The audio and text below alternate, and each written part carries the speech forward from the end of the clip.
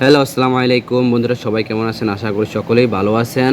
আজকে অন্য একটা টপিক নিয়ে কথা বলবো। যারা মালয়েশিয়াতে আছেন বর্তমানে, যারা অগোচরভাবে চলাফেরা করতেছেন, যেমন এখানে সেখানে আপনারা ময়লা আবর্জনা ফালাইতেছেন আর কি, অথবা একটা খাবার খেলেন, একটা রুটি খেলেন, রুটি খাওয়ার পর রুটির যে প্লাস্টিকটা আছে ওই প্লাস্টিকটাও এক জায়গায় ফেলে দিয়েছে।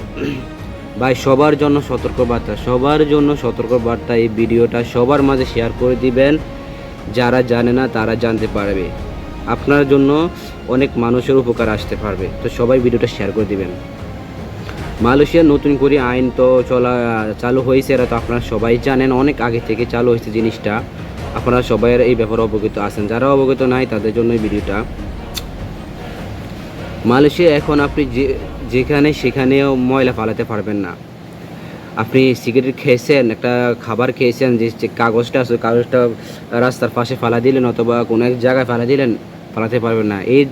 এই জিনিসটা আপনার লোকাল যারা আছে তারা ভিডিওটা ধারণ করতে পারে, অথবা সিসিটিভি আছে, সিসিটিভিটা আপনার ভিডিওটা ধারণ করতে পারে, ধারণ করে আপনাকে আইনের আহত আনতে পারে।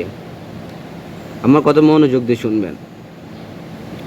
তো দয়া করে কেউ, আমার সকল প্রবাসী ভাইরা, আপনারা যেখানে থাকুন না কেন, যেই জায়গায় থাকুন না কেন, যেই জায়গায় যান না কেন, যেখানে ঘুরতে যান না কেন, এরকম ভুলও কাজ করবেন না। মালয়েশিয়ার নানান জায়গা, নানান পরিস্থিতিতে আপনার ডাস্টবিন দেওয়া আছে।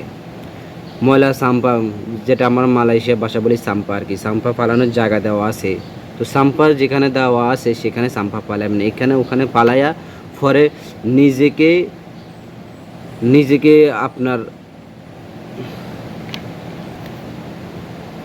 নিজেকে সেফলি রাখার চেষ্টা করবেন।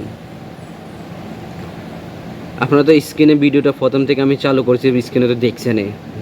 সে একটু খাবার খাইছে, খাবার খাওয়ার পরে চোখটা তার কাগজটা ফালা যাওয়ানো, তাকে জরিমানা করা হয়েছে।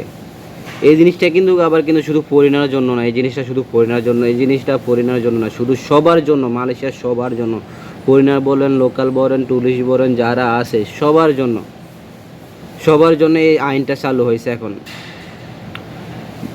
তো সবাই দেখে শুনে চলাফেরার চেষ্টা করবেন, খারাপ কাজে লিপ্ত না হয়ে ভালো কাজে করার চেষ্টা করবেন। আশা করি সবাই বুঝতে পারছেন। ভিডিওটা সবার মাঝে শেয়ার করে দিবেন, যারা জানে না তারা জানতে পারবে, আপনার উছিল্লা আরও 10 জনও জানতে পারবে। আশা করি সবাই বুঝতে পারছেন। আমার ফেসবুক পেজে আপনারা নতুন হয়ে থাকলে ফলো করবেন, ইউটিউব হলে সাবস্ক্রাইব করবেন। আল্লাহ হাফেজ।